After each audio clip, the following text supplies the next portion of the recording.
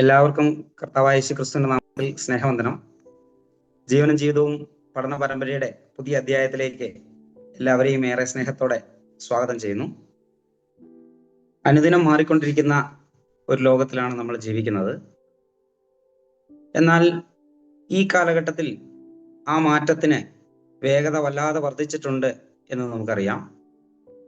അങ്ങനെ ഒരു പശ്ചാത്തലത്തിൽ ഇന്നത്തെ സഭ നേരിടുന്ന വെല്ലുവിളികളും പ്രതിസന്ധിയും എന്താണ് എന്ന വിഷയമാണ് നമ്മൾ ഇന്ന് ചർച്ച ചെയ്യുന്നത്. അത് ആശയപരമായിട്ടുള്ള വെല്ലുവിളികളുണ്ട്, ഒപ്പം ആഭ്യന്തരമായിട്ടും ബാഹ്യമായിട്ടുമുള്ള പ്രായോഗികമായിട്ടുള്ള പ്രതിസന്ധികളുണ്ട്. അങ്ങനെ നിരവധിയായിട്ടുള്ള പ്രശ്നങ്ങളിലൂടെയും പ്രതിസന്ധികളിലൂടെയും വെല്ലുവിളികളിലൂടെയും ഒക്കെയാണ് അഭിമുഖീകരിച്ചുകൊണ്ടാണ് ഇന്ന് സഭ മുമ്പോട്ട് പോയിക്കൊണ്ടിരിക്കുന്നത്. അതിനെ മനസ്സിലാക്കുവാനായിട്ടാണ് നമ്മൾ ഇന്ന് ശ്രമിക്കുന്നത്. അതിനായി നമ്മെ സഹായിക്കുന്നത് പ്രിയ ടിജോ ബ്രദറാണ്. ബ്രദറിനെ വിഷയം അവതരിപ്പിച്ച് സംസാരിക്കുന്നതിനായിട്ട് ക്ഷണിക്കുന്നു. ദൈവത്തിന്റെ നാമത്തിന് മഹത്വം ഉണ്ടാകട്ടെ. എല്ലാവർക്കും കർത്താവിന്റെ നാമത്തിൽ സ്നേഹവന്ദനങ്ങൾ. ഇന്നത്തെ സഭ നേരിടുന്ന വെല്ലുവിളികളും പ്രതിസന്ധികളും, അതാണ് നമ്മുടെ ഇന്നത്തെ പഠന വിഷയം. സഭ ഉണ്ടായ കാലം മുതൽ പലതരത്തിൽപ്പെട്ട വെല്ലുവിളികളും പ്രതിസന്ധികളും നേരിട്ടാണ് ഇന്ന് ഈ 21-ാം നൂറ്റാണ്ട് വരെ സഭ എത്തി നിൽക്കുന്നത്. സഭയെക്കുറിച്ച് ആദ്യമായി കർത്താവ് പറഞ്ഞ വാഗ്ദത്തം ഇങ്ങനെയായിരുന്നല്ലോ: ഞാൻ എൻ്റെ സഭയെ പണിയും, പാതാള ഗോപുരങ്ങൾ അതിനെ ജയിക്കുകയില്ല. ആ വാഗ്ദത്തത്തിൽ തന്നെ സഭ നേരിടാൻ പോകുന്ന വെല്ലുവിളികളുടെ ഒരു സൂചനയുണ്ട്. പാതാള ഗോപുരങ്ങൾ, നരക കവാടങ്ങൾ അതിനെതിരെ പ്രബലപ്പെടുകയില്ല എന്നുള്ള സൂചനയിൽ സഭ തീർച്ചയായിട്ടും ഈ ഭൂമിയിലായിരിക്കുന്ന കാലത്ത് ധാരാളം പ്രശ്നങ്ങളും വെല്ലുവിളികളൊക്കെ നേരിടേണ്ടി വരും എന്നൊരു സൂചന ആ വാഗ്ദത്തിൽ തന്നെ കർത്താവ് പറഞ്ഞായിട്ട് മനസ്സിലാക്കാൻ സാധിക്കും.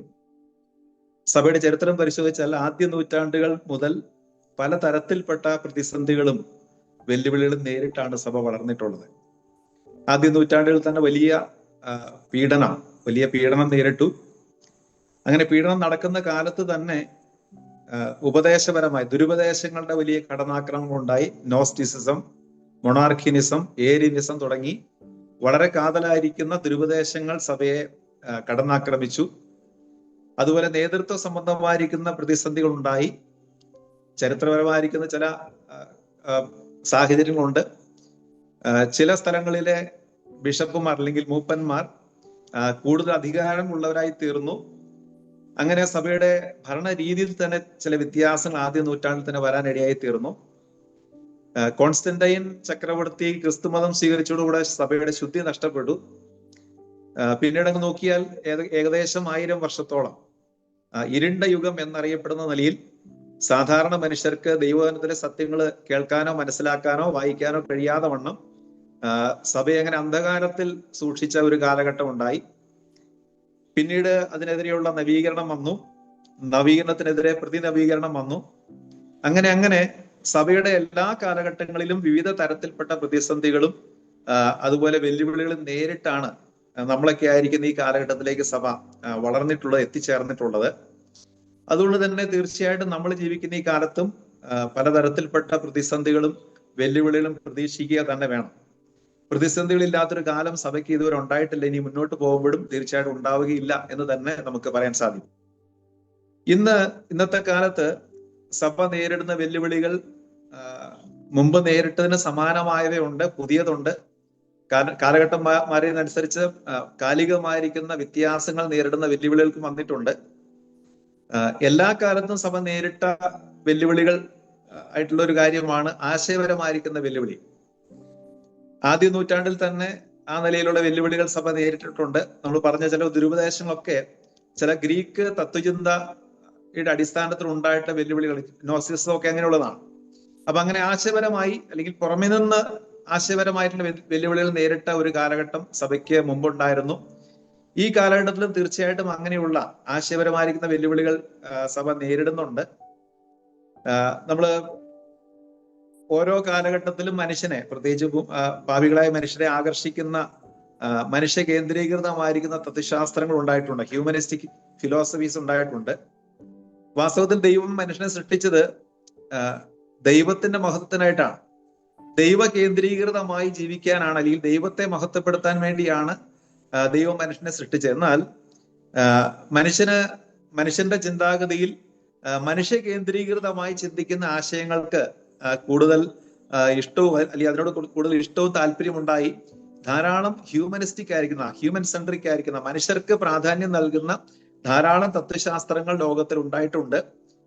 അതിന്റെ ഒരു നല്ല കുത്തൊഴുക്കുള്ള കാലത്താണ് നമ്മൾ ഇന്ന് ജീവിക്കുന്നത്. യൂറോപ്പിലെ സഭകളെ കുറിച്ച് ഈ കഴിഞ്ഞ നാളുകളിൽ നമുക്കറിയാം, സഭകളിലൊന്നും ആളില്ല, പള്ളികളിലൊന്നും ആളില്ല. ക്രിസ്തീയ നാമധാരികൾ പലരും ക്രിസ്തീയ വിശ്വാസികളല്ല. അത്രമാത്രം യൂറോപ്പ് ഒരു കാലത്ത് ലോകത്തിലേക്ക്, അല്ലെങ്കിൽ ലോകത്തിന്റെ വിവിധ ഭാഗങ്ങളിലേക്ക് സുവിശേഷവുമായി പോവുകയും സുവിശേഷത്തിന്റെ പ്രചാരകരായി അറിയപ്പെട്ട യൂറോപ്യൻസ് അവരിന്ന് ഒരു പോസ്റ്റ് ക്രിസ്ത്യൻ വേൾഡ് എന്ന് പറയുന്ന നിലയിലേക്ക് പോകാനായിട്ടുള്ള പല കാരണങ്ങളിൽ ഒരു കാരണം എന്ന് പറയുന്നത് അവിടെയും നമ്മുടെയൊക്കെ നാട്ടിലും ഒക്കെ ഉള്ള പല ഹ്യൂമനിസ്റ്റിക് ഫിലോസഫീസ് ആണ്. ഉദാഹരണം പറഞ്ഞാൽ സെക്യുലറിസം എന്ന് പറയുന്ന ആശയം മനുഷ്യരെ വളരെ ഇഷ്ടപ്പെടുന്ന ആശയമാണ്. നമ്മളും ഒരു സെക്യുലർ കൺട്രി എന്നുള്ള നിലയിൽ തീർച്ചയായിട്ടും അതിന്റെ സുഖങ്ങൾ അനുഭവിക്കുന്നവരാണ്.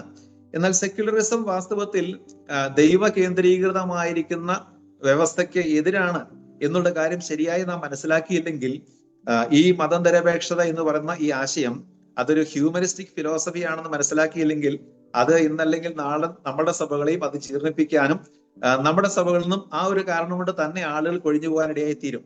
ഇപ്പോൾ തന്നെ നമുക്കറിയാം, നമ്മുടെ ഇടയിൽ തന്നെ ഈ സെക്യുലറിസത്തിന്റെ സ്വാധീനത്തിൽപ്പെട്ട ധാരാളം മനുഷ്യരുണ്ട്. നമുക്ക് ഒരുപക്ഷെ അങ്ങനെ ഫിലോസഫി ഒന്നും അറിയില്ലെങ്കിലും അതിന് സ്വാധീനത്തിൽപ്പെട്ട് സ്വാതന്ത്ര്യവാദികളായി കഴിയുന്ന ഒരുപാട് വിശ്വാസികൾ ഒരുപക്ഷെ നമ്മുടെ ഇടയിൽ തന്നെ തീർച്ചയായിട്ടും ഉണ്ട്. ഈ സെക്യുലറിസത്തിന്റെ പ്രത്യേകത അത് ഹ്യൂമൻ സെൻട്രിക് അല്ലെങ്കിൽ മനുഷ്യ കേന്ദ്രീകൃതമാണ്. മനുഷ്യർക്കാണ് പ്രാധാന്യം. അതുകൊണ്ട് തന്നെ വ്യക്തി സ്വാതന്ത്ര്യം, അതുപോലെ മതസ്വാതന്ത്ര്യം തുടങ്ങി അങ്ങ് പോയാൽ ഫ്രീ സെക്സ് തുടങ്ങിയുള്ള, അല്ലെങ്കിൽ അങ്ങനെയുള്ള ഒരുപാട് സ്വാതന്ത്ര്യങ്ങൾ നൽകുന്ന ഒരാശയമാണ് സെക്യുലറിസം. അതിന്റെയൊക്കെ അതിപ്രസരം കൊണ്ട് നമുക്കറിയാം നമ്മുടെ നാട്ടിൽ പോലും തീർച്ചയായിട്ടും അത് വിശ്വാസികളെയും ബാധിക്കുന്ന നിലയിൽ തീർച്ചയായിട്ടും ഈ പുറത്തുനിന്നുള്ള ഈ ഇത്തരത്തിലുള്ള ആശയങ്ങൾ തീർച്ചയായിട്ടും സഭകൾക്ക് വളരെ ദോഷമായിട്ടും സഭകൾക്ക് ഒരു വലിയ വെല്ലുവിളിയായിട്ട് തീർന്നിട്ടുണ്ട്. നമ്മൾ ഈ കാലങ്ങളിൽ ഒരുപാട് കേൾക്കുന്ന ഒരു പ്രയോഗമാണ് ജെൻഡർ ഇക്വാളിറ്റി, അല്ലെങ്കിൽ ജെൻഡറുമായിട്ട് ബന്ധപ്പെട്ട ഒരുപാട് സംവാദങ്ങൾ. ജെൻഡറുമായിട്ട് ബന്ധപ്പെട്ട സംവാദങ്ങളുടെയും പുറകിൽ എന്താണെന്ന് വെച്ചാൽ ഈ ഹ്യൂമനിസ്റ്റിക് ഫിലോസഫിയാണ്. ഒരു വ്യക്തിക്ക് തന്റെ ജെൻഡർ എന്താണ് തീരുമാനിക്കാൻ പോലുമുള്ള സ്വാതന്ത്ര്യമുണ്ടെന്നാണ് പറഞ്ഞു വെക്കുന്നത്. ഫ്രീ സെക്സിനെ കുറിച്ച് നമുക്കറിയാം. ഈ അടുത്ത കാലത്ത് നമ്മുടെ കേരളത്തിലുണ്ടായ ഒരു പ്രമാദമായ സംഭവത്തിൽ അതിലുൾപ്പെട്ട വ്യക്തി അവസാനം പറഞ്ഞ ന്യായീകരണം, അല്ലെങ്കിൽ അദ്ദേഹം മാത്രമല്ല, അദ്ദേഹം സപ്പോർട്ട് ചെയ്യുന്ന ആളെന്ന് പറഞ്ഞത് പരസ്പര സമ്മതത്തോടെയുള്ള സെക്സ് എന്ന് പറയുന്നത് തെറ്റല്ല. അതിനെന്തിനാണ് നിങ്ങൾ ഇത്രമാത്രം കേസ് കൊടുക്കുന്നത്? കേസിനൊന്നും വാലിഡിറ്റി ഇല്ല, കേസ് തള്ളിപ്പോ. നമ്മുടെ നിയമം പോലും അങ്ങനെയായി. എന്ന് പറഞ്ഞാൽ ഫ്രീ സെക്സ് അല്ലെങ്കിൽ പരസ്പര സമ്മതത്തോടെയുള്ള സെക്സ് എന്നൊക്കെ പറയുന്നത് അതൊരു ധാർമ്മിക കാര്യമാണ് എന്നുള്ള നിലയിലേക്ക് തന്നെ എല്ലാ മനുഷ്യൻ ചിന്തിക്കുന്ന നിലവാരത്തിലേക്ക് നമ്മുടെ മൊറാലിറ്റി മാറി. ഒരു ന്യൂ മൊറാലിറ്റി, ഒരു പുതിയ ധാർമ്മികത.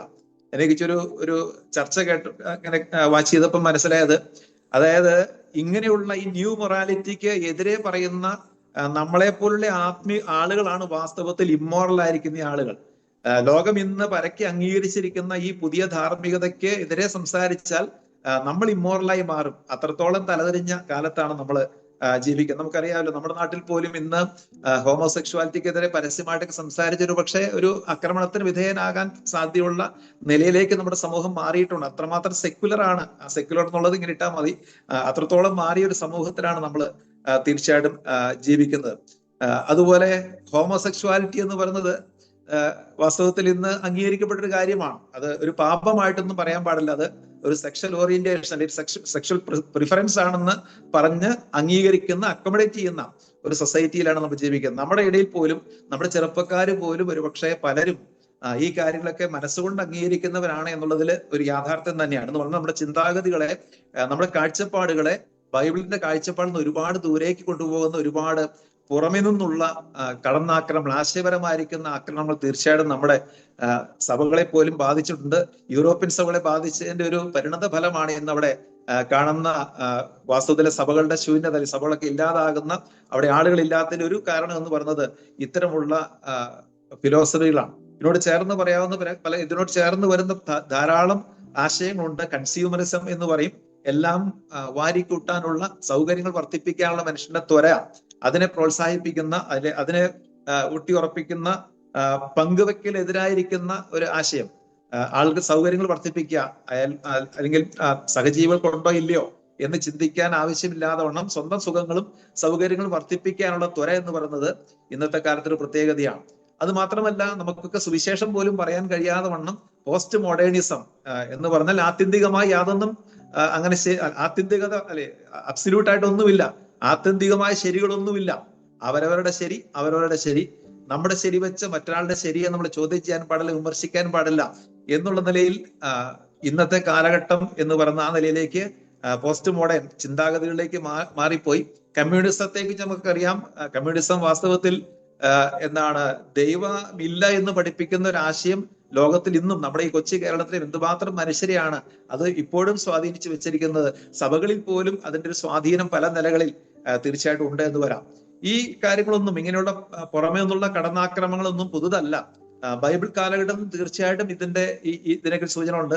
എഫേസ്യർ 2-ാം അധ്യായത്തിന്റെ 2-ാമത്തെ വാക്യത്തിൽ നമ്മളിങ്ങനെ വായിക്കുന്നുണ്ട്, അവയിൽ നിങ്ങൾ മുമ്പേ ഈ ലോകത്തിന്റെ കാലഗതിയെയും ആകാശത്തിലെ അധികാരത്തിനും മനസ്സന്റെ മക്കൾ ഇപ്പോൾ വ്യാപരിക്കുന്ന ആത്മാവിനും അധിപതിയായവനും അനുസരിച്ച് നടന്നു. അതിക്രമങ്ങളാലും പാപങ്ങളാലും മരിച്ചവരെ നമ്മൾ നടന്ന വഴികളെ കുറിച്ച്, അക്കാലത്തുള്ള മനുഷ്യൻ നടന്ന വഴികളെ കുറിച്ച് പറയുമ്പോൾ ഈ ലോകത്തിന്റെ കാലഗതി എന്നൊരു പ്രയോഗം നമുക്ക് കാണാം. ഓരോ കാലഘട്ടങ്ങളിലും മനുഷ്യനെ സ്വാധീനിക്കുന്ന, അല്ലെങ്കിൽ സമൂഹത്തിന്റെ ഒഴുക്കിനെ നിശ്ചയിക്കുന്ന ആശയങ്ങളുണ്ട്. ആ ആശയങ്ങൾക്ക് എതിരെ നിൽക്കുന്ന മനുഷ്യര് തീർച്ചയായിട്ടും അതിനോട് മത്സരിക്കാൻ, അല്ലെങ്കിൽ അതിനോട് എതിർക്കാനും വെല്ലുവിളികൾ നേരിടാനും ഒരുപക്ഷെ പീഡനങ്ങൾ സഹിക്കാനും തീർച്ചയായിട്ടും തയ്യാറായി മാത്രമേ അതിനെ നിൽക്കാൻ സാധിക്കുകയുള്ളൂ. എല്ലാ കാലത്തും ലോകത്തെ സ്വാധീനിക്കുന്ന, ലോകത്തിന്റെ ഒഴുക്കിനെ സ്വാധീനിക്കുന്ന തത്വശാസ്ത്രങ്ങളുണ്ട്. അത് ഏത് കാലത്തും സഭയ്ക്കും സഭയുടെ ആശയങ്ങൾക്കും ബൈബിളിന്റെ ആശയങ്ങൾക്കും എതിരാണ് എന്ന് നമുക്ക് കാണാൻ സാധിക്കും. ഇക്കാലത്തും അതുപോലെ തന്നെയുള്ള ധാരാളം ആശയങ്ങൾ, നമ്മൾ പറഞ്ഞു കഴിഞ്ഞാൽ അനേകം ആശയങ്ങൾ പുറമെ നിന്ന് സഭയുടെ നിലനിൽപ്പിനെ തന്നെ ചോദ്യം ചെയ്യുന്ന നിലയിൽ തീർച്ചയായിട്ടും ലോകത്തിലുണ്ട് എന്നുള്ളത് നമ്മൾ മനസ്സിലാക്കേണ്ട കാര്യമാണ്. അത് മാത്രമല്ല, ഇന്റേണൽ ആയിരിക്കുന്ന, നമ്മുടെ സഭകളുടെ ഉള്ളിൽ തന്നെ ബാധിക്കുന്ന ഒരുപാട് ആശയങ്ങളുമായിട്ടുള്ള പോരാട്ടങ്ങൾ തീർച്ചയായിട്ടും നമുക്കുണ്ട്. ധാരാളം ദുരുപദേശങ്ങൾ ഇന്നും ലോകത്തുണ്ട്. ഈ അടുത്ത കാലത്ത് യഹോവ സാക്ഷികളെ കുറിച്ച് കേട്ടൊരു കാര്യം എന്ന് പറയുന്നത്, യൂറോപ്പിൽ പലയിടങ്ങളിലും, ഓസ്ട്രേലിയയിൽ നിന്ന് വന്നൊരു സൗരം പറഞ്ഞു, ഓസ്ട്രേലിയയിലേക്ക് അവർ ധാരാളം വളരുന്നുണ്ടെന്നാണ്. ഇവിടെ സജീവമായിരിക്കുന്ന പ്രവർത്തനമുണ്ട്, അവരുടെ പ്രസ്ഥാനം വളർന്നുകൊണ്ടിരിക്കുകയെന്നാണ്. ഞങ്ങളുടെ ഈ പ്രദേശത്തൊക്കെ യഹോവ സാക്ഷികൾ വളരെ സജീവമാണ്. നമ്മളൊരു പക്ഷെ വിചാരിക്കും നമ്മളുടെ കണ്ണന യോഗങ്ങളൊക്കെ നടത്തി അവരൊക്കെ ഒതുങ്ങിപ്പോയി. അങ്ങനെയല്ല, അവർ വളരെ സജീവമായ അവരുടെ ആശയങ്ങൾ കൊണ്ട് അവര് കടന്നാക്രമണത്തിൽ വിശ്വാസികളെ പോലും വന്ന് ആക്രമിക്കുന്ന നിലയിലേക്ക്, എന്നാൽ ആശയപരമായി ആക്രമിക്കുന്ന നിലയിലേക്ക് അവര് മുന്നോട്ട് തന്നെയാണ് പോയിക്കൊണ്ടിരിക്കുന്നത്. ഇത് മാത്രമല്ല, വണ്ണസ് പെന്തക്കോസ്റ്റലിസത്തിന്റെ സ്വാധീനത്തെക്കുറിച്ച് നമുക്കറിയാം. ഈ സുവിശേഷമായിട്ട് പോകുമ്പം പലപ്പോഴും നമ്മൾ നേരിടുന്ന പല മനുഷ്യരെ ഇങ്ങനെയുള്ള ആശയങ്ങളാൽ സ്വാധീനിക്കപ്പെട്ട മനുഷ്യരാണ്. വണ്ണസ് അല്ലെങ്കിൽ ദൈവത്തിന്റെ ഏക വ്യക്തി, ആ ആശയത്താൽ സ്വാധീനിക്കപ്പെട്ട ചില മനുഷ്യർ വളരെ അഗ്രസീവായി സംസാരിക്കുന്നത് കണ്ടിട്ടുണ്ട്. അതൊക്കെ ഇന്നും മനുഷ്യരെ, ചിലപ്പോൾ വിശ്വാസികളെ പോലും സ്വാധീനിക്കാനുള്ള സാധ്യത ഉള്ള ആശയങ്ങളാണ്. മാത്രമല്ല, ഇന്ന് ക്രിസ്തീയ ലോകത്ത് വളരെ പ്രബലമായിരിക്കുന്ന സമൃദ്ധിയുടെ സുവിശേഷം ഒക്കെ പ്രസംഗിക്കുന്ന ഇടങ്ങളിലേക്ക് ആളുകൾ ഒഴുകുന്നുണ്ട്. നമ്മൾ പറയുന്നത് നമ്മുടെ സഭകൾ വളരുന്നില്ല എന്ന് പറയുമ്പം സമൃദ്ധിയുടെ സുവിശേഷങ്ങൾ പ്രസംഗിക്കുന്ന സഭകളൊക്കെ ഇന്നും വളരുകയാണ്, അവിടെ ആളുകൾ തടിച്ചുകൂടുകയാണ്. പക്ഷെ നമുക്കറിയാം, ആ സുവിശേഷം എന്ന് പറയുന്നത് മൊത്തം ക്രിസ്ത്യാനിറ്റിക്ക് വളരെ ദോഷം ചെയ്യുന്ന ഒരു ആശയമാണ്. അത് സുവിശേഷമേ അല്ല എന്നുള്ള സത്യം നമുക്കറിയാം. അതും ഇന്ന് ക്രിസ്തീയ ലോകത്ത് തന്നെ നമുക്ക് വെല്ലുവിളിയായി നിൽക്കുന്ന ആശയങ്ങളുടെ ഒരു വെല്ലുവിളിയാണ്.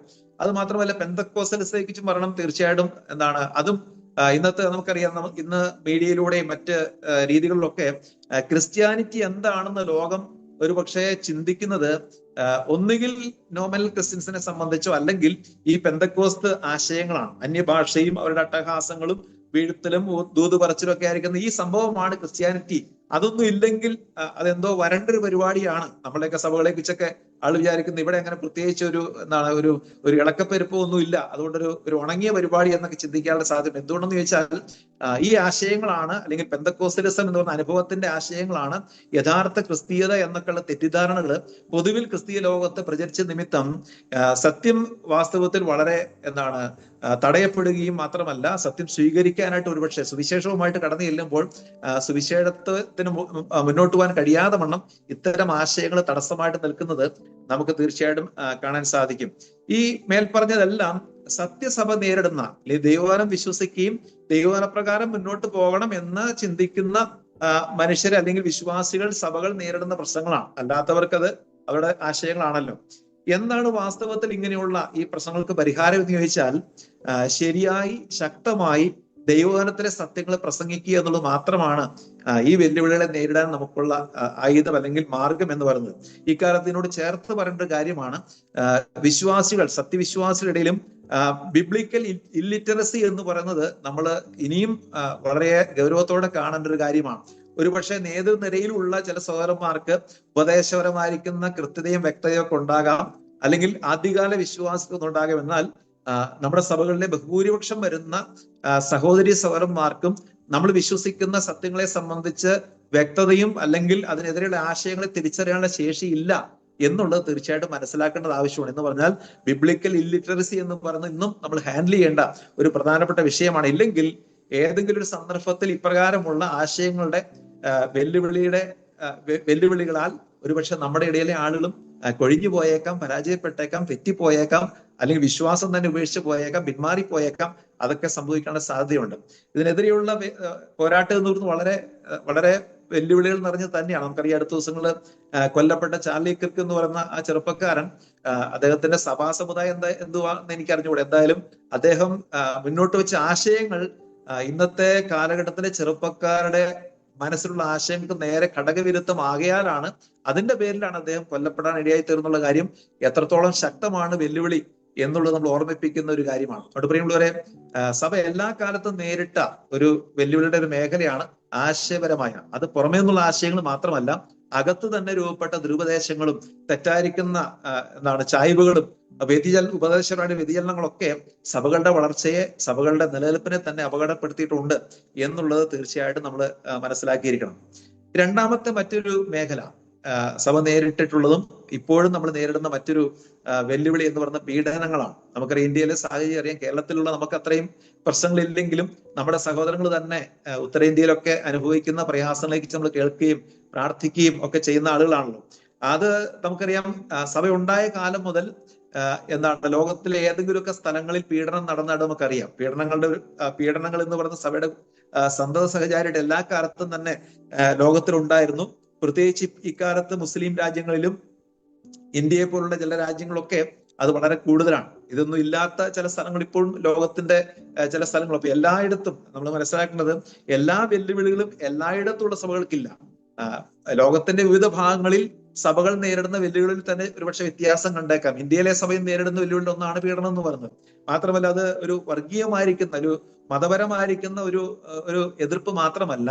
ഇന്നിപ്പോ ആദ്യ നൂറ്റാണ്ടിൽ റോമൻ സർക്കാരിന്റെ നേതൃത്വത്തിൽ നടന്ന നിലയിലുള്ള പീഡനത്തിന് ഏതാണ്ടൊക്കെ സമാനമായ നിലയിലേക്ക് പോലും പല രാജ്യങ്ങളും അങ്ങനെ നടക്കുന്നുണ്ട്. നമ്മുടെ ഇന്ത്യ മഹാരാജ്യത്തും ഏതാണ്ട് ഇതിന് സമാനമായിരിക്കുന്ന സാഹചര്യങ്ങൾ ചില സംസ്ഥാനങ്ങളിൽ എങ്കിലും ഉണ്ട് എന്നുള്ളത് നമുക്ക് തീർച്ചയായിട്ടും മനസ്സിലാക്കാൻ സാധിക്കും.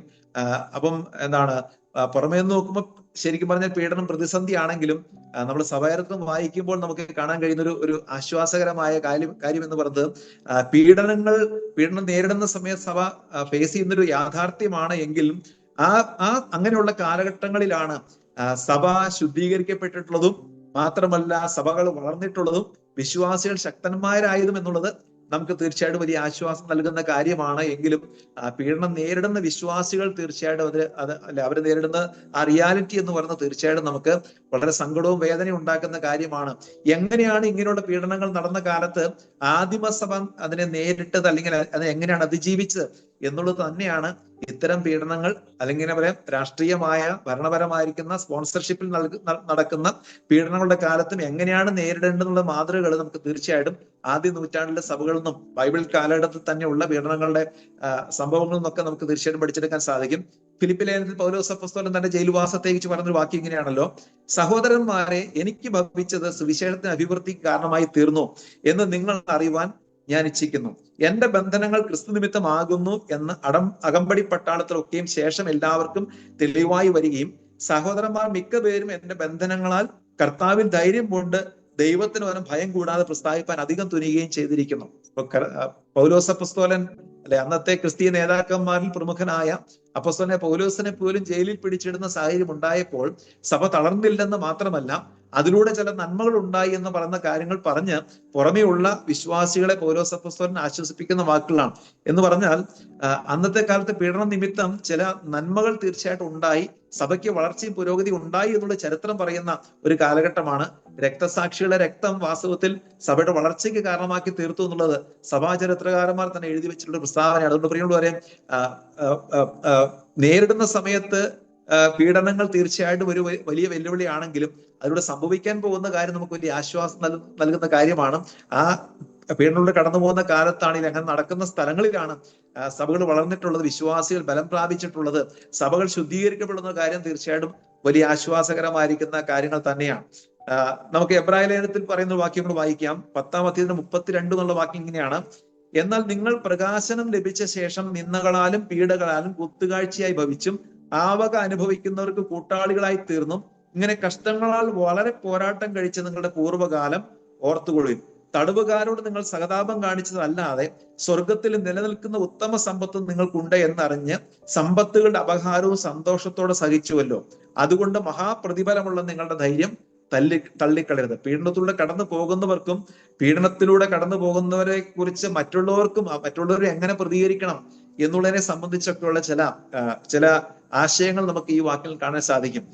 അന്ന് ജയിലിൽ പോയ മനുഷ്യരോട് അവര് സഹതാപം കാണിച്ചതല്ലാതെ അവര് സ്വന്തം നിലയിൽ വന്ന പീഡനങ്ങളെ സഹിച്ചു എന്ന് നമുക്ക് കാണാം. എന്ന് പറഞ്ഞാൽ പീഡിപ്പിക്കപ്പെടുന്ന ദൈവത്തിന്റെ ജനത്തോട് അവര് സഹാനുഭൂതിയും സഹതാപവും കാണിക്കുകയും കൂട്ടായ്മ ആചരിക്കുകയും അവരുടെ പീഡനങ്ങളിൽ അവരോട് സഹതപിക്കുകയൊക്കെ ചെയ്യുക മാത്രമല്ല, തങ്ങളുടെ ജീവിതത്തിൽ അങ്ങനെ ഉപദ്രവങ്ങൾ വന്ന സമയത്ത് അവര് തങ്ങൾക്ക് നേരിട്ട ഉപദ്രവങ്ങളെ സന്തോഷത്തോടെ സഹിക്കുകയും ചെയ്തു എന്നുള്ള രീതിയിൽ മാത്രമാണ് ഇന്നും നമുക്ക് ഇത്തരം വെല്ലുവിളികൾ നേരിടാനായിട്ട് സാധിക്കുകയുള്ളൂ.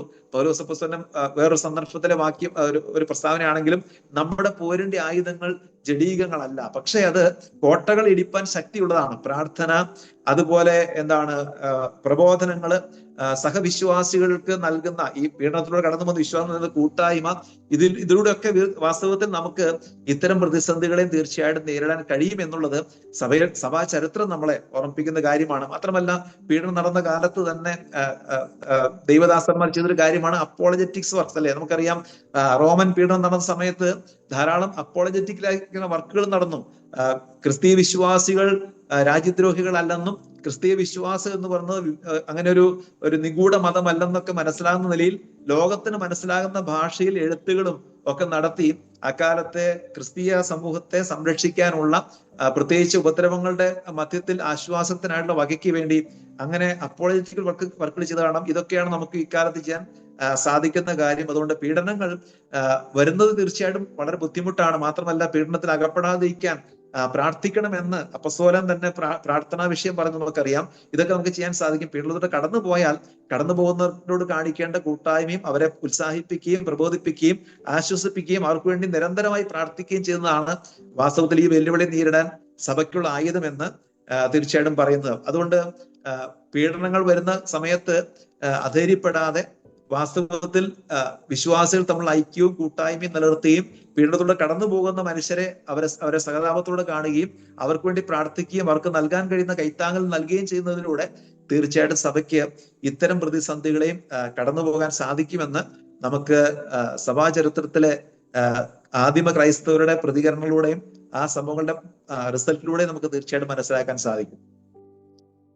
നമ്മൾ നേരിടുന്ന വെല്ലുവിളികളുടെ മറ്റൊരു മേഖല, പ്രായോഗിക തലത്തിലുള്ള പല വെല്ലുവിളികൾ സഭ നേരിടുന്നുണ്ട് മുൻകാലങ്ങളിലും ഇക്കാലത്തും. ഒരു പ്രധാനപ്പെട്ട വെല്ലുവിളി, അത് ഏത് കാലത്തും ഉണ്ടെങ്കിലും ഈ കാലത്ത് പ്രത്യേകിച്ചുണ്ട്, നേതൃത്വത്തിലേക്ക് ആളുകൾ വരുന്നില്ല. നമ്മളും സാധാരണ പറയാറുള്ള ഒരു കാര്യമാണ്. നേതൃത്വത്തിലേക്ക് ആളുകൾ വരാനുള്ള വിമുഖത എന്ന് പറയുന്നത് സഭ നേരിടുന്ന, പ്രത്യേകിച്ച് വർത്തമാന കാലത്ത് നേരിടുന്ന ഒരു പ്രധാനപ്പെട്ട വെല്ലുവിളി തന്നെയാണ്. പ്രത്യേകിച്ച് യുവാക്കൾ വാസ്തവത്തിൽ അങ്ങനെ സഭയുടെ നേതൃത്വത്തിലേക്ക് വരാൻ വിമുഖത കാണിക്കുന്നു. ഒരുപക്ഷെ നമ്മൾ യുവാക്കൾ ഉൾപ്പെടുത്തുന്നില്ല എന്നൊക്കെ പറഞ്ഞ് ഭയങ്കര ചർച്ചകളൊക്കെ നടത്താറുന്നാൽ യുവാക്കൾ തന്നെ മുന്നോട്ട് വരുന്നില്ല എന്നൊരു യാഥാർത്ഥ്യവും നമ്മൾ കാണാതെ പോകരുത്. സഭയിലേക്ക് പുതിയ നേതൃത്വം അല്ലെങ്കിൽ അടുത്ത തലമുറകൾ വന്നില്ലെങ്കിൽ എന്താ സംഭവിക്കുന്നത്? അതുകൊണ്ടുണ്ടാകുന്ന കുറെ പ്രശ്നങ്ങൾ നമ്മുടെ സഭകളിലും തീർച്ചയായിട്ടും ബാധിച്ചിട്ടുണ്ട് അല്ലെ? വയസ്സന്മാരായ നേതൃത്വം നമ്മൾ പറയാറുണ്ട്. വയസ്സന്മാരായ നേതൃത്വം അങ്ങനെ ആയിപ്പോയതിന്റെ കാര്യം എന്താണ്? പുതിയ ആളുകൾ അല്ലെങ്കിൽ അടുത്ത തലമുറയിൽപ്പെട്ട ആളുകൾ നേതൃത്വത്തിലേക്ക് വരാൻ തയ്യാറാകാതെ, സമർപ്പണമില്ലാതെ സ്വന്തം കാര്യം നോക്കി മുന്നോട്ട് പോകുമ്പോൾ സഭകൾക്ക് മൊത്തത്തിൽ വയസ്സാവും.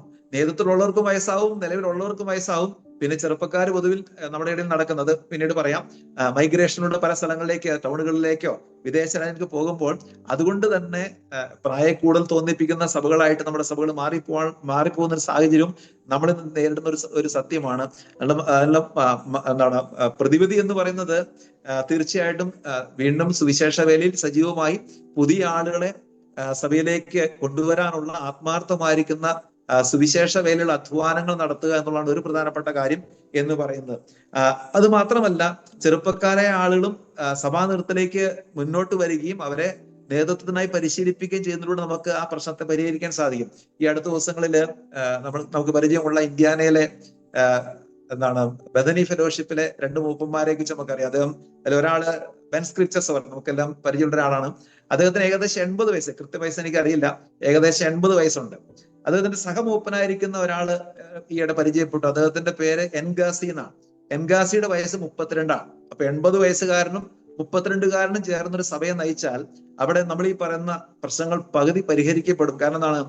മുതിർന്ന പ്രായമുള്ള ആളുകളുടെ കാര്യങ്ങൾ മനസ്സിലാക്കാനും അവരോട് ഇടപെടാനും കഴിയുന്ന പ്രായമുള്ള ആളുകൾ അവിടെയുണ്ട്, മുപ്പന്മാരവിടെയുണ്ട്.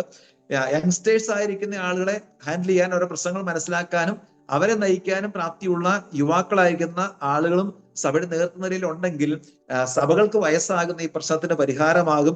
അതാണ് വാസ്തവത്തിൽ ശരിയായിരിക്കുന്ന ഒരു പരിഹാരം എന്ന് പറയുന്നത്. നമുക്കറിയാം, ചില യൂറോപ്യൻ സഭകൾ, വലിയ സഭകൾ, മെഗാ ചർച്ചസിലൊക്കെ ഒരുപാട് പാസ്റ്റേഴ്സ് ഉണ്ട്.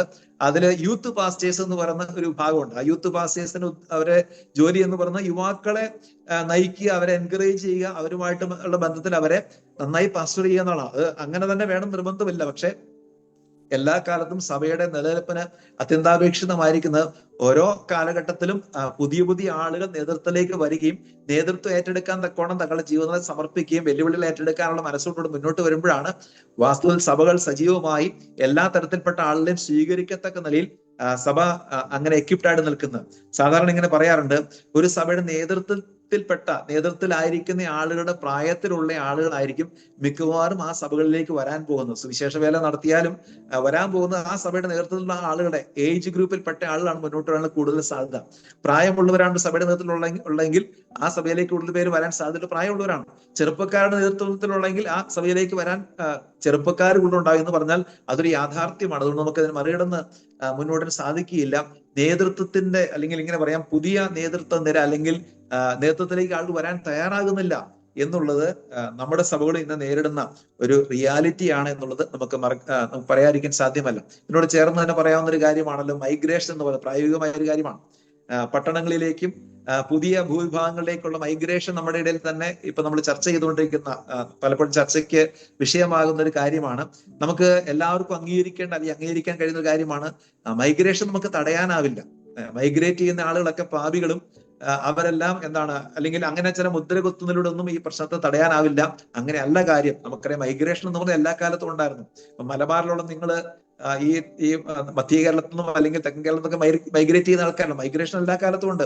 മൈഗ്രേഷനെ തടയാൻ കഴിയുകയില്ല. പക്ഷെ മൈഗ്രേഷനെ എങ്ങനെ സഭയുടെ പ്രവർത്തനവുമായിട്ട് ബന്ധപ്പെടുത്തി പ്രയോജനപ്പെടുത്താം എന്ന് ചിന്തിക്കുന്നതാണ് ശരിയായിരിക്കുന്ന ചിന്ത എന്ന് പറയുന്നത്. 2 നിലയിൽ ചെയ്യാം. ഒന്ന്, ഈ മൈഗ്രൻസ് ആയിട്ട് പോകുന്ന, നമ്മുടെ നിന്നൊക്കെ മൈഗ്രേറ്റ് ചെയ്ത് പോകുന്ന സഹോദര സഭമാർ ചെല്ലുന്ന ഇടങ്ങളിൽ സഭകൾ ഉണ്ടാകത്തക്ക നിലയിൽ അവരെ എക്യുപ്പ് ചെയ്യുക എന്ന് പറഞ്ഞ് ഇന്ന് നമ്മൾ ചെയ്യേണ്ട ഒരു പ്രധാനപ്പെട്ട കാര്യമാണ്. ഒരുപക്ഷെ നമ്മൾ അങ്ങനെ പ്രതീക്ഷിക്കാത്ത നിലയിൽ അല്ലെ അങ്ങനെയൊന്നും മുൻകൂട്ടി കാണാൻ ഒരുപക്ഷെ നേരത്തെ കഴിയാത്തതുകൊണ്ട് ഒരു അങ്കലാപ്പ് നമുക്കുണ്ടെങ്കിലും ഇനിയാണെങ്കിലും ചെയ്യാവുന്ന കാര്യമാണ്.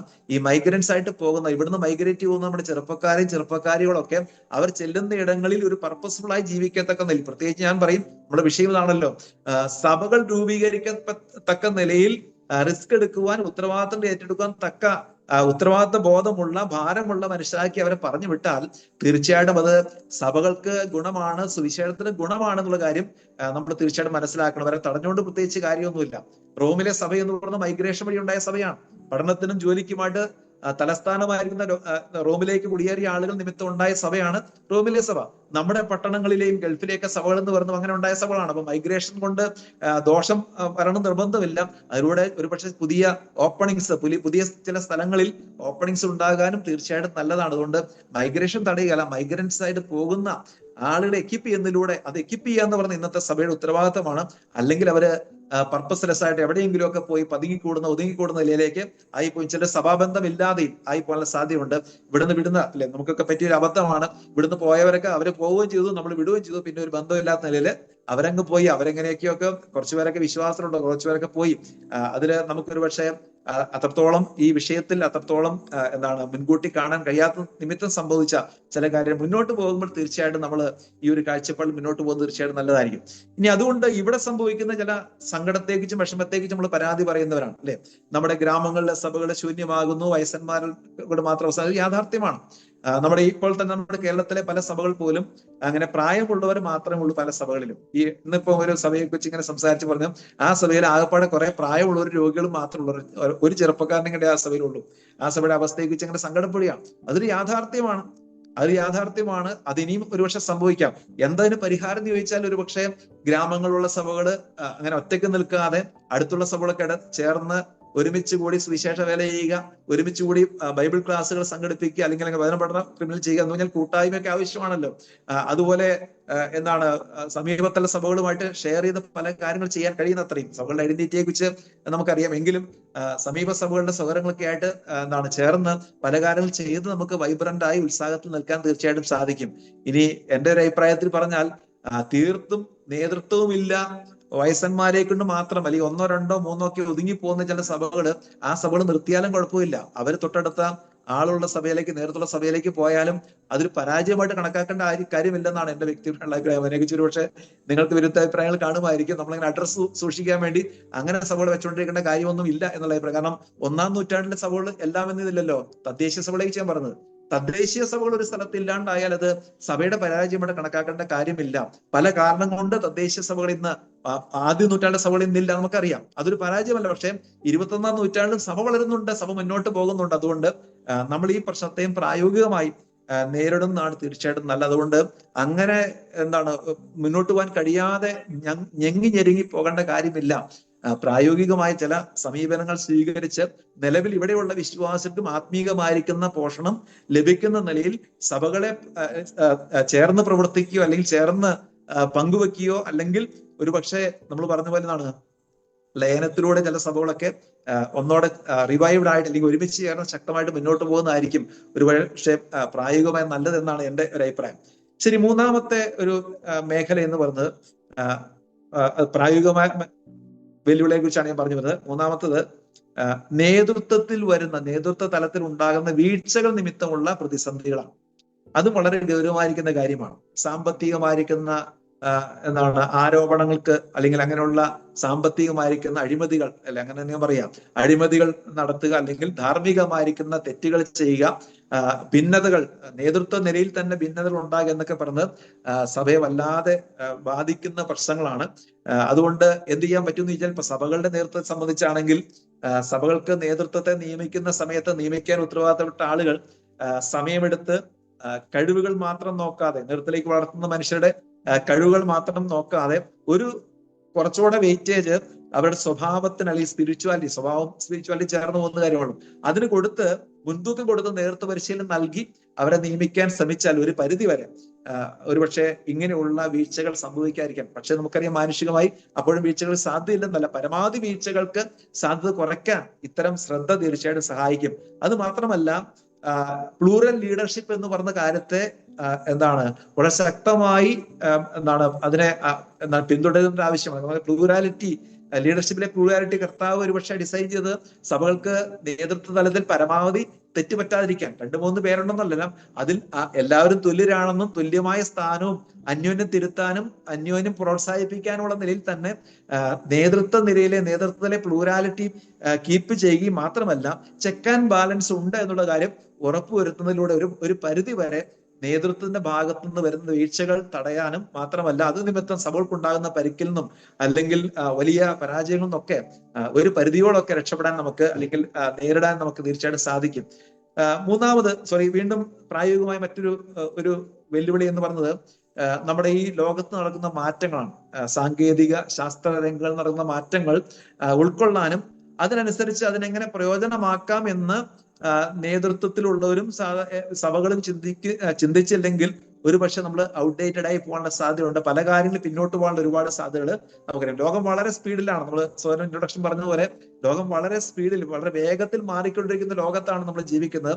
അതിനോടൊപ്പം സഞ്ചരിച്ച് മുന്നോട്ട് പോകാൻ കഴിഞ്ഞില്ലെങ്കിൽ ഒരുപക്ഷെ നമ്മൾ ഒരുപാട് പുറകിലായി പോകാനും ഒരുപക്ഷെ അത് സഭകളുടെ തന്നെ വളർച്ചയും സഭകളുടെ പ്രവർത്തനത്തെ സാരമായി ബാധിക്കാനുള്ള സാധ്യത ഉണ്ടെന്നുള്ള കാര്യം കൊണ്ട് നമ്മൾ തീർച്ചയായിട്ടും മനസ്സിലാക്കണം. ഒരുപക്ഷെ ഈ ഇങ്ങനെയുള്ള മാറ്റങ്ങളെ കുറിച്ചുള്ള അറിവില്ലായ്മ, ഈ മാറ്റങ്ങൾക്ക് അനുസരിച്ച് അതിനെ അക്കോമഡേറ്റ് ചെയ്യാനുള്ള ആ മാറ്റങ്ങളിലേക്ക് മാറാനുള്ള അറിവില്ലായ്മ ഒരുപക്ഷെ ചിലപ്പോൾ ചില നേതൃത്വത്തിലുള്ള സോദരന്മാരെയൊക്കെ കുഴക്കുന്നൊരു പ്രശ്നമാണ്. പ്രായമുള്ള മനുഷ്യർക്ക് സാങ്കേതികമായിരിക്കുന്ന വളരെ പെട്ടെന്ന് ഉണ്ടാകുന്ന മാറ്റങ്ങൾ പഠിച്ചെടുക്കാൻ ഒരുപക്ഷെ താമസം എടുക്കും. ഒരുപക്ഷെ ചിലരെ സംബന്ധിച്ച് അസാധ്യമുള്ളൊരു വസ്തുത തന്നെയാണ്. എന്നാൽ ആ സഭകളിൽ തന്നെയുള്ള ഈ സാങ്കേതിക പരിജ്ഞാനമുള്ള ചെറുപ്പക്കാരെയും അല്ലെങ്കിൽ നേതൃത്വത്തിൽ തന്നെയുള്ള അങ്ങനെയുള്ള പരിജ്ഞാനമുള്ള മനുഷ്യരെ ആ കാര്യത്തിൽ ഉൾക്കൊള്ളിക്കുകയും ചെയ്താൽ തീർച്ചയായിട്ടും അങ്ങനെയുള്ള വെല്ലുവിളികൾ നിമിത്തം പുറകിൽ പോകാതെ ഔട്ട്ഡേറ്റഡ് ആകാതെ സഭകളെയും പ്രവർത്തനങ്ങളെയൊക്കെ സൂക്ഷിക്കാൻ തീർച്ചയായിട്ടും നമുക്ക് സാധിക്കും. എന്നാൽ അതിനോട് കാണിക്കുന്ന വിമുഖത എന്ന് പറഞ്ഞത് ഒരിക്കലും നല്ലതാകില്ല. അത് നമ്മളെ പിന്നോട്ടടിക്കും എന്നുള്ളത് തർക്കമില്ല. നമുക്കറിയുന്ന സോഷ്യൽ മീഡിയയുടെ കാലമൊക്കെ ആണല്ലേ. സോഷ്യൽ മീഡിയ, ഇലക്ട്രോണിക് എക്യുപ്മെന്റ്സിന്റെ ഒരു കാലഘട്ടമാണ്. ഒരുപക്ഷെ നമ്മുടെ സുവിശേഷം പറച്ചിൽ പോലും നമ്മൾ അതിലേക്ക് കുറച്ചൊക്കെ മാറിയിട്ടുണ്ട്. അതിനെക്കുറിച്ചൊക്കെ ഒരു വിമുഖത എന്ന് പറയുന്നത് തീർച്ചയായിട്ടും നമ്മൾ ഈ പരമ്പരാഗത മാർഗങ്ങളിലൂടെ മാത്രമേ ചില കാര്യങ്ങൾ ചെയ്യൂ എന്ന് ശഠിച്ചാൽ അത് തീർച്ചയായിട്ടും സഭകളുടെ വളർച്ചയെ സാരമായി ബാധിക്കും എന്നുള്ള കാര്യം പ്രായോഗികമായി നമ്മൾ മനസ്സിലാക്കിയിരുന്നാൽ നമുക്ക് കാലത്തിനൊപ്പം സാങ്കേതികമായും ശാസ്ത്രീയമായിട്ടും ഉണ്ടാകുന്ന മാറ്റങ്ങൾക്കനുസരിച്ച് നമ്മുടെ സഭകളെയും അതിന്റെ പ്രവർത്തന രീതികളെയും ഒക്കെ നമുക്ക് ഒന്ന് പുനഃക്രമീകരിക്കാൻ തീർച്ചയായിട്ടും അത് നമ്മളെ സഹായിക്കും എന്നുള്ളത് ഒരു കാര്യമാണ്. പല സഭകളൊക്കെ അങ്ങനെ പുറകോട്ട് പോയതിന്റെ ഒരു കാര്യം എന്ന് പറയുന്നത് മീഡിയയാണ്. നമുക്കറിയുന്ന മീഡിയയിൽ ആരാണോ അവരാണ് ലോകത്തറിയപ്പെടുന്നത്. ഞാൻ ആദ്യം പറഞ്ഞല്ലോ എന്തുകൊണ്ടാണ് ഈ പ്രോസ്പെരിറ്റി ഗോസ്പലുകാരും പെന്തക്കോസ്റ്റലിസും ഒക്കെ ഇത്രമാത്രം ഇന്ന് ലോകത്തിൽ പ്രചരിച്ചു വെച്ചാൽ അവർ മീഡിയ സമർത്ഥമായി ഉപയോഗിച്ചു. അതുകൊണ്ട് അവർ മുന്നിൽ പോയി. അതൊരു ഫാക്ട് തന്നെയാണ്. അവരുടെ ആശയങ്ങൾ മനുഷ്യനെ കൊതിപ്പിക്കുന്ന കാര്യങ്ങളാണ് ഒരു വസ്തുതയായിരിക്കുമ്പോൾ തന്നെ അവര് ഈ കാര്യത്തിലൊക്കെ വളരെ മുന്നിൽ ആണ് എന്നുള്ള കാര്യം, അവരുടെ ആശയങ്ങളാണ് ക്രിസ്ത്യാനിറ്റി എന്ന് ലോകം തെറ്റിദ്ധരിക്കാൻ ഇടയാകുന്ന വിധത്തിലേക്ക് അവര് ആ രംഗത്തൊക്കെ മാറിപ്പോയി എന്നുള്ളത് നമുക്ക് അംഗീകരിക്കാതിരിക്കാൻ സാധ്യമല്ല. ഇതിനോട് ചേർന്ന് പറയാവുന്ന മറ്റൊരു കാര്യമാണ് നമ്മുടെ സഭകളിലെ ആരാധന രീതിയിൽ ഉണ്ടാകേണ്ട കാലികമായിരിക്കുന്ന വ്യത്യാസങ്ങൾ. ആരാധനാ രീതി എന്ന് പറഞ്ഞാൽ ആരാധനാ രീതികളിൽ നമുക്ക് മാറ്റം വരുത്താവുന്നതും മാറ്റം വരുത്താൻ പാടില്ലാത്തവയുണ്ട്. അത് വേർതിരിച്ച് മനസ്സിലാക്കി മാറ്റം വരുത്താൻ കഴിയുന്ന കാര്യങ്ങളിൽ നമ്മുടെ യോഗത്തിന്റെ നടപടികളിലും യോഗത്തിന്റെ രീതികളിലൊക്കെ മാറ്റം വരുന്ന തീർച്ചയായിട്ടും സഭകളുടെ വളർച്ചയ്ക്കും ഉത്സാഹത്തിനും അത് കാരണം അത് തീർച്ചയായിട്ടും പ്രയോജനകരമായിട്ടാണെന്ന് തന്നെ മനസ്സിലാക്കാൻ സാധിക്കും. പണ്ട് നമുക്കറിയാം, നമ്മളൊക്കെ പാവിരിച്ച് തറയിലിരുന്ന് സഭായോഗം ആചരിച്ചാൽ സഭായോഗം കൂടിയ ആൾക്കാരാണ്. അന്നൊക്കെ കസേരയിൽ ആരെങ്കിലും ഇരുന്നാൽ അവരെ അനാത്മീകരായിട്ടും പണ്ടെങ്ങനെ പറഞ്ഞത്, നീയൊക്കെ ആനപ്പുറത്തിരുന്നല്ലേ കർത്താവിനെ ആരാധിക്കുന്നത്, ഞങ്ങൾ തറയിലിരുന്ന്, താഴ്മയുടെ അടയാളമായിരുന്നു. ഇന്ന് നമുക്കറിയാം തറയിലിരിക്കുന്ന സഭകൾ ഉണ്ടോ എന്ന് ചോദിച്ചാൽ വളരെ അപൂർവമായിട്ട് കണ്ടേക്കും. എല്ലാ സഭകളിലും കസേരയിലിരുന്നാണ് നമ്മൾ സഭായോഗങ്ങൾ. അപ്പൊ കാലികമായ വ്യത്യാസം വന്നല്ലോ.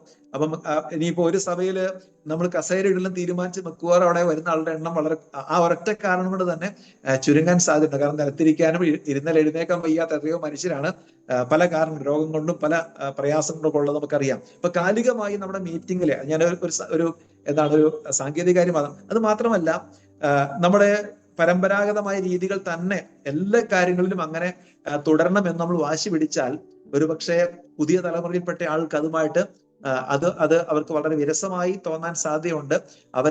അവർക്ക് സ്വീകാര്യമായ അല്ലെങ്കിൽ അവർക്ക് ഇഷ്ടപ്പെടുന്ന നിലയിലുള്ള കണ്ടന്റ് ഒക്കെ സെയിം ആയിരിക്കും, പക്ഷെ ഇഷ്ടപ്പെടുന്ന നിലയിലുള്ള മറ്റിടങ്ങളിലേക്ക് പോകാനുള്ള ഒരു പ്രവണത ഇപ്പോൾ തന്നെ നിലവിലുണ്ട്. അത് തടയാനുള്ള വഴിയെന്ന് പറയുന്നത് നമ്മൾ കാലികമായി ആവശ്യമായിരിക്കുന്ന മാറ്റങ്ങൾ നമ്മുടെ ആരാധനാ രീതികളിലും നമ്മുടെ സഭയുടെ യോഗ ക്രമീകരണമൊക്കെ ചെയ്യുന്നത് തീർച്ചയായിട്ടും നല്ലതാണ്. ഒരു ഉദാഹരണം പറഞ്ഞാൽ മ്യൂസിക്കിന്റെ കാര്യം, ഇതുമായിട്ട് ബന്ധപ്പെട്ട് ഞാൻ കണ്ടൊരു ഒരു ഒരു എന്താണ് ഒരു ചർച്ചയിൽ കേട്ടൊരു കാര്യം ഇതാണ്. അതായത് ഒരുപക്ഷെ സഭയിൽ വരുന്ന ചില വ്യക്തികളുടെ ജീവിതത്തിലെ ചില പാപ സ്വഭാവങ്ങളെ നേരിട്ട് നമ്മൾ കൺഫ്രണ്ട് ചെയ്യാം. അങ്ങനെ കൺഫ്രണ്ട് ചെയ്യേണ്ട വിഷയങ്ങൾ കൺഫ്രണ്ട് ചെയ്യണമല്ലോ എന്നെക്കുറിച്ച് ഞാൻ പറഞ്ഞത്. ഒരുപക്ഷെ അവരോട് അങ്ങനെ നമ്മൾ ഒരു വചനം എടുത്ത് പ്രബോധിപ്പിച്ചാൽ ഒഫൻഡഡ് ആകുന്ന വ്യക്തി തന്നെ ആ ആശയങ്ങൾ ഉൾക്കൊള്ളുന്ന ഹൃദയസ്പർശിയായിരിക്കുന്ന ഒരു പാട്ട് കേട്ടാൽ അവൻ കണ്ണുനീരൊഴുക്കി കൺഫസ് ചെയ്യാനുള്ള സാധ്യതയുണ്ട്. എന്ന് പറഞ്ഞാൽ പാട്ട് പ്രബോധനമാണ്. നമ്മളൊരു വചനം വായിച്ച് പ്രബോധിപ്പിക്കുമ്പോൾ ഒരുപക്ഷെ ആ പ്രബോധനം കേൾക്കുന്നയാൾ ഒഫൻഡഡ് ആകുമെങ്കിൽ ഒഫൻഡ് സാധ്യതയുള്ളപ്പോൾ അതേ ആശയമുള്ളൊരു പാട്ട്, സമ്പന്നമായിരിക്കുന്ന ഒരു പാട്ട് നന്നായി പാടാൻ കഴിയുന്ന ആളുകൾ പാടിക്കഴിഞ്ഞാൽ ആ പാട്ടുകൾ ഈ കേൾക്കുന്ന ആളുടെ ഹൃദയത്തെ സ്പർശിക്കും, അയാളെ ഇമോഷണലിയും വൈകാരികമായിട്ടും ആത്മീയമായിട്ടൊക്കെ തീർച്ചയായിട്ടും സ്വാധീനിക്കും. അതൊരു പുതിയ രീതിയല്ലേ. എന്ന് പറഞ്ഞാൽ എന്താണ് വചനം പറഞ്ഞ് അങ്ങനെ പ്രസംഗത്തിലൂടെ മാത്രമേ പ്രബോധിപ്പിക്കൂ എന്ന് നമ്മൾ പറയേണ്ട ആവശ്യമില്ല. മ്യൂസിക്കിലൂടെയും പാട്ടിലൂടെയും തീർച്ചയായിട്ടും നമുക്ക് പ്രബോധിപ്പിക്കാം. ഇൻസ്ട്രുമെന്റുകളുടെ സഹായത്തോടെ പാട്ടുകളൊക്കെ ചെയ്യുന്ന രീതിയൊക്കെ നമ്മുടെ ഇടയിൽ വളർന്നു വരുന്നുണ്ട്. തീർച്ചയായിട്ടും നല്ല കാര്യം തന്നെയാണ്. നമ്മുടെ കൊച്ചു സഭകൾ, എല്ലാ കൊച്ചു സഭകൾക്കും അതൊക്കെ സാധിക്കും എന്നുള്ളത് ഒരു പരിപാടിയാണ്. ഞാൻ പറഞ്ഞ ഈ ആരാധനാ രീതിയിൽ ഉണ്ടാകുന്ന വ്യത്യാസം എല്ലാം തട്ടുപൊളിപ്പനാവണമെന്നല്ല, തട്ടുപൊളിപ്പനാകുക എന്നുള്ള അർത്ഥത്തിലല്ല ഞാൻ അത് പറഞ്ഞത്. എന്ന് പറഞ്ഞാൽ ആശയങ്ങൾക്ക് പ്രാധാന്യം നൽകുന്ന പാട്ടുകളും അതുപോലെ എന്താണ് അങ്ങനെയുള്ള കാര്യം എന്ന് പറഞ്ഞാൽ സഭകളുടെ ക്വാളിറ്റി ചോർന്നു പോകാൻ ഇടയാകാത്ത നിലയിൽ ഉപദേശപരമായിരിക്കുന്ന നമ്മുടെ സ്റ്റാൻഡിന് യാതൊരു കോട്ടവും തട്ടാത്ത നിലയിൽ ശ്രദ്ധിച്ച് ഈ കാര്യങ്ങളെ പ്രായോഗികമായി നടത്തിയാൽ അതൊരുപാട് പ്രയോജനപ്പെടാൻ സാധ്യതയുണ്ട്. ദൈവത്തെ സ്തുതിക്കാൻ സമയത്ത് കുറച്ച് ആവേശം നൽകുന്ന പാട്ടുകൾ, അല്പം സ്പീഡിലുള്ള പാട്ട് പാടുന്ന എന്താ കുഴപ്പം? കൈ ഉയർത്തി ഹാലേലിയ പറഞ്ഞാൽ എന്താ കുഴപ്പം? അങ്ങനെ പറയുന്നത് ഇഷ്ടമാണെങ്കിൽ, അങ്ങനെ പറഞ്ഞാലേ ആരാധനയാവുന്നല്ല. അത് ഇഷ്ടമാണെങ്കിൽ, ഇമോഷണലായ കാര്യങ്ങൾ ചെയ്യുന്നത് നല്ലതാണെങ്കിൽ, ഓക്വേർഡ് ആകാതെ ചെയ്യാവുന്ന അത്രയും ചെയ്യുന്നത് തീർച്ചയായിട്ടും അത് നല്ല കാര്യം തന്നെയാണ്. ഈ ആവർത്തന വിരസതയൊക്കെ നമ്മുടെ നിന്ന് മാറാനായിട്ട് അത് തീർച്ചയായിട്ടും സഹായിക്കും. അത് മാത്രമല്ല ആദ്യം പറഞ്ഞ പോലെ ഈ പാട്ടുകളിലൂടെയൊക്കെ അല്ലെ കാലികമായി നമുക്കറിയാം ചെറുപ്പക്കാരെയൊക്കെ ഒരുപാട് സ്വാധീനിക്കുന്ന പാട്ടുകളാണ്. പാട്ടുകൾ മാത്രം പാടുന്ന സഭകൾ പോലുണ്ടെന്ന് ഞാൻ കേട്ടില്ല. എന്ന് പറഞ്ഞാൽ അങ്ങനെ പ്രൈസ് ആൻഡ് വർഷിപ്പ് മാത്രം സഭകളല്ല കേട്ടോ. അത് ഒരു കൂട്ടായ്മയൊന്ന് കൂട്ടിയാൽ മതി, അതിനപ്പുറത്തേക്ക് പ്രാധാന്യമൊന്നും തോന്നില്ല. സഭകൾ ചെയ്യേണ്ട ചില കാര്യങ്ങൾ തീർച്ചയായിട്ടും ചെയ്യുന്നില്ലെങ്കിൽ സഭകളല്ലാണ്ട് അതപ്പോ അതിനെക്കുറിച്ചല്ല നമ്മൾ പറയുന്നത്. കാലികമായിരിക്കുന്ന വ്യത്യാസങ്ങൾ നമ്മുടെ യോഗത്തിന്റെ നടപടികളിലും രീതികളിലും വരുത്താൻ പറ്റിയാൽ തീർച്ചയായിട്ടും സഭകളുടെ വളർച്ചയ്ക്കൊക്കെ ഒരുപക്ഷെ പല കൊഴിഞ്ഞുപോക്കുകളൊക്കെ അവസാനിപ്പിക്കാനായിട്ട്, അല്ലെങ്കിൽ വരുന്ന എല്ലാവരുടെയും ആവശ്യങ്ങളെ കേറ്ററിയുന്ന നിലയിലേക്ക് നമ്മുടെ യോഗങ്ങൾ മാറും എന്നുള്ളതും തീർച്ചയായിട്ടും നമ്മൾ ശ്രദ്ധിക്കാൻ ആവശ്യമുള്ള ഒരു കാര്യമാണ്. എഫെസ്യർ 5:19 വാക്യം നമ്മൾ എങ്ങനെ വായിക്കുന്നത്? സങ്കീർത്തനങ്ങളാലും സ്തുതികളാലും ആത്മീയ ഗീതങ്ങളാലും തമ്മിൽ സംസാരിച്ചും. അപ്പൊ പാട്ടിലൂടെ സംസാരിക്കാൻ സാധിക്കും. നമ്മുടെ രീതികൾ അല്പം വ്യത്യാസം വരുത്തിയാൽ തീർച്ചയായിട്ടും അത് ഒരുപക്ഷെ കാലികമായി നമ്മുടെ ചെറുപ്പക്കാരെ ഒക്കെ അവരും ആ ആരാധനാ മീറ്റിങ്ങുകളെ സജീവമാകാൻ തീർച്ചയായിട്ടും സഹായിക്കും. അവർക്ക് ഉത്തരവാദിത്വം കൊടുക്കുന്നത് മാത്രമല്ല, ഇങ്ങനെയുള്ള വ്യത്യാസം തീർച്ചയായിട്ടും സഭകളിൽ നിന്ന് നേരിടുന്ന പല വെല്ലുവിളികൾക്ക് ഒരു പരിഹാരമായിട്ട് നമുക്ക് സ്വീകരിക്കാൻ സാധിക്കും എന്നാണ് ഞാൻ വിചാരിക്കുന്നത്. നമ്മൾ പറഞ്ഞത് സഭകൾ എല്ലാ കാലത്തും പല നിലകളിൽപ്പെട്ട വെല്ലുവിളികളും അതുപോലെ ക്രൈസിസിലൂടെയൊക്കെ കടന്നു പോയിട്ടുണ്ട്. അതെല്ലാ കാലത്തും ഉണ്ടാവും. ഇനി മുന്നോട്ട് സഭ എത്ര കാലം മുന്നോട്ട് പോകും നമുക്ക് അറിഞ്ഞുകൂടാ. കർത്താവ് വരാൻ താമസിക്കുന്നുവെങ്കിൽ സഭ മുന്നോട്ട് പോകുമ്പോഴും നമ്മൾ ഓരോ പ്രതിസന്ധികൾ പരിഹരിക്കുമ്പോൾ പുതിയ പ്രതിസന്ധികൾ ഉണ്ടാകും എന്നുള്ളത് സത്യമാണ്, അല്ലെ? ഓരോ കാലഘട്ടങ്ങളിൽ ഉപദേശപരമായിരുന്ന പ്രതിസന്ധി ഉണ്ടായ സമയത്ത് നമുക്കറിയാം, ഒന്ന് പരിഹരിക്കുമ്പോൾ അടുത്തെന്താകും? തലവെക്കും. അതൊരു യാഥാർത്ഥ്യമാണ്. ഇന്നുള്ള പ്രതിസന്ധിയിൽ പരിഹരിച്ചാൽ സഭ മുഴുവൻ എല്ലാം ശാന്തമായി, ഇനി പ്രശ്നങ്ങളില്ല, അല്ലെങ്കിൽ പ്രശ്നം ഉണ്ടാവില്ലെന്ന് നമ്മൾ ചിന്തിക്കേണ്ട ആവശ്യമില്ല. എല്ലാ കാലഘട്ടവുമായിട്ട് ബന്ധപ്പെട്ടതും അല്ലാത്തതുമായിരിക്കുന്ന ധാരാളം പ്രതിസന്ധികൾ പ്രതീക്ഷിക്കണം. നമ്മൾ ഇന്ന് നേരിടുന്ന പ്രതിസന്ധികളെ ദൈവവചനത്തിന്റെ അടിസ്ഥാനത്തിൽ സഭാചരിത്രത്തിലെ ദൈവദാസൻ അല്ലെങ്കിൽ ആദ്യകാല ക്രിസ്ത്യാനികൾക്ക് തന്നെ നേരിട്ട നിലയിലേക്ക് മനസ്സിലാക്കി തീർച്ചയായിട്ടും നമുക്ക് വെല്ലുവിളികളെ അതിജീവിച്ച് മുന്നോട്ട് പോകാൻ സാധിക്കും എന്നുള്ളതാണ് നമുക്ക് ആശ്വാസകരമായിരിക്കുന്ന കാര്യം. അതുകൊണ്ട് പ്രതിസന്ധികളിൽ നമ്മൾ പതറിപ്പോവുകയും പ്രതിസന്ധികളുടെ മുന്നിൽ പകച്ചു നിൽക്കുകയും ചെയ്യാതെ പ്രതിസന്ധികളെ പ്രായോഗികമായി ദൈവവചനത്തിന്റെ പ്രമാണങ്ങളെ വിട്ടുവീഴ്ച ചെയ്യാതെ വയലേറ്റ് ചെയ്യാതെ എങ്ങനെ പരിഹരിക്കാൻ കഴിയും എന്നുള്ള കാര്യം ആലോചിച്ചും പ്രാർത്ഥിച്ചും ദൈവത്തിൽ ആശ്രയിച്ചും പ്രതിസന്ധികളെ അതിജീവിച്ച് മുന്നോട്ട് പോവുകയാണ് നമ്മൾ ചെയ്യേണ്ടത് എന്ന് പറഞ്ഞുകൊണ്ട് ദൈവത്തിന്റെ നാമത്തിന് മഹത്വം കരയറ്റിക്കൊണ്ട് ഞാൻ വാക്കുകളെ ചുരുക്കുന്നു. ദൈവത്തിന്റെ നാമത്തിന് മഹത്വം. മനോഹരമായിട്ടും ഒപ്പം കാലിക പ്രസക്തമായിട്ടും ഈ വിഷയം നമ്മൾ ശ്രദ്ധിച്ചു.